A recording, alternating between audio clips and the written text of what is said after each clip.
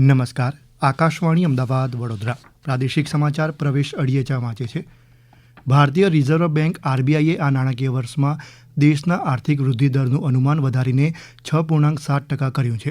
આ સાથે જ નાણાકીય નીતિ સમિતિએ રેપો દર 5.25% યથાવત રાખવાનો નિર્ણય કર્યો.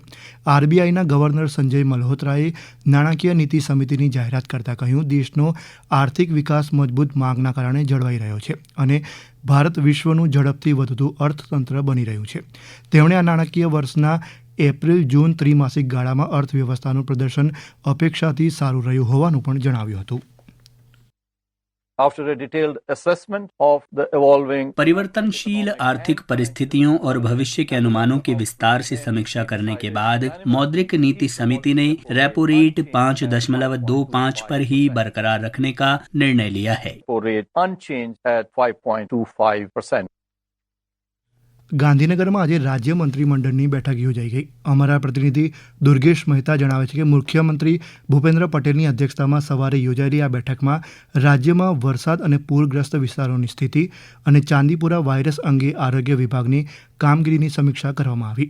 સાથે જ કેશ ડોલ્સ એટલે કે નાણાકીય સહાયની ચૂકવણી અને નુકસાનના સર્વે તથા આગામી 15મી ઓગસ્ટના કાર્યક્રમ અને સરકારના આગામી આયોજન અંગે ચર્ચા કરવામાં આવી.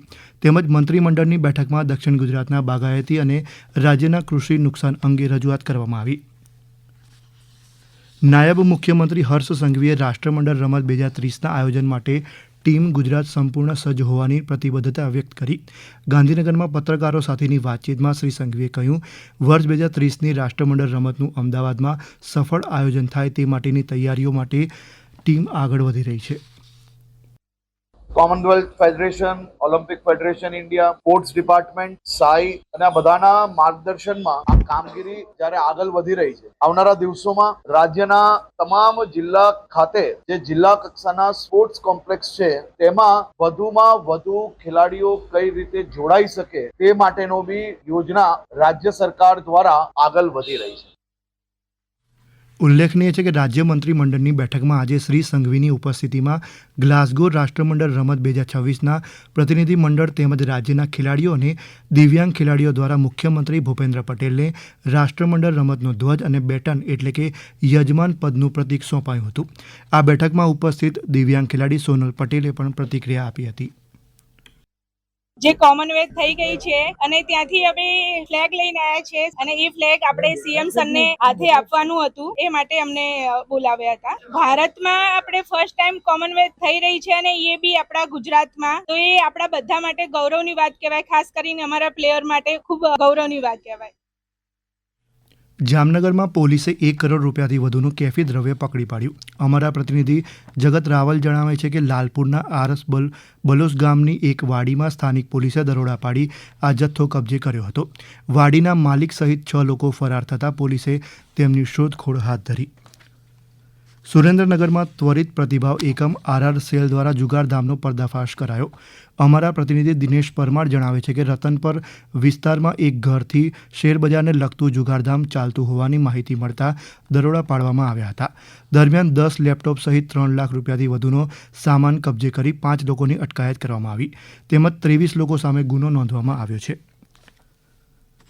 રાજકોટમાં શ્રી રાજકોટ લોધિકા સહકારી ખરીદ વેચાણ સંઘ લિમિટેડના સંચાલક મંડળની કુલ 16 બેઠકની ચૂંટણી માટે કામચલાઉ મતદાર યાદી જાહેર કરવામાં આવી. કલેક્ટર કચેરી, પ્રાંત અધિકારી, રાજકોટ શહેર 2ની કચેરી સહિત 5 સ્થળ પર આ યાદી જોઈ શકાશે. જ્યારે મુસદ્દારૂપ મતદાર યાદી સામે 7 દિવસમાં વાંધા દાવા રજૂ કરી શકાશે તેમ સત્તાવાર યાદીમાં જણાવાયું છે. મહેસાણાના સાંસદ હરિભાઈ પટેલે એલિમ્કો એટલે કે ભારતીય કૃત્રિમ અંગ નિર્માણ નિગમ મારફતે જિલ્લામાં પ્રધાનમંત્રી દિવ્યાંગજન સહાયતા સેવા કેન્દ્ર સ્થાપવાની માંગ કરી. કેન્દ્રીય સામાજિક ન્યાય અને અધિકારિતા મંત્રી ડૉક્ટર વિરેન્દ્ર કુમારને પત્ર લખી તેમણે જણાવ્યું કે ઉત્તર ગુજરાતમાં રહેતા મોટાભાગના દિવ્યાંગજનોને કૃત્રિમ અંગ સહાયક ઉપકરણ, ફિટિંગ, સમારકામ અને અન્ય સેવાઓ માટે અમદાવાદ અથવા અન્ય શહેરમાં જવું પડે છે. એટલે જિલ્લામાં કેન્દ્ર સ્થપાય તો તેમને એક જ સ્થળે ગુણવત્તાયુક્ત સેવાઓ સુવિધા મળી રહેશે. આ સમાચાર આપ આકાશવાણીના અમદાવાદ વડોદરા કેન્દ્ર પરથી સાંભળી રહ્યા હતા. આ સમાચારનું પ્રસારણ આપ અમારી YouTube channel AIR news Gujarat પર પણ સાંભળી શકશો. વધુ સમાચાર માટે અમારી વેબસાઇટ newsonair.gov.in/gu અને અમારા એક્સ હેન્ડલ AIR_news_ABAD ને ફોલો કરશો. આ સાથે જ આકાશવાણીના અમદાવાદ વડોદરા કેન્દ્ર પરથી પ્રાદેશિક સમાચાર પૂરા થયા. હવે પછી આપ સાંજે 7:10 પ્રાદેશિક સમાચાર સાંભળી શકશો.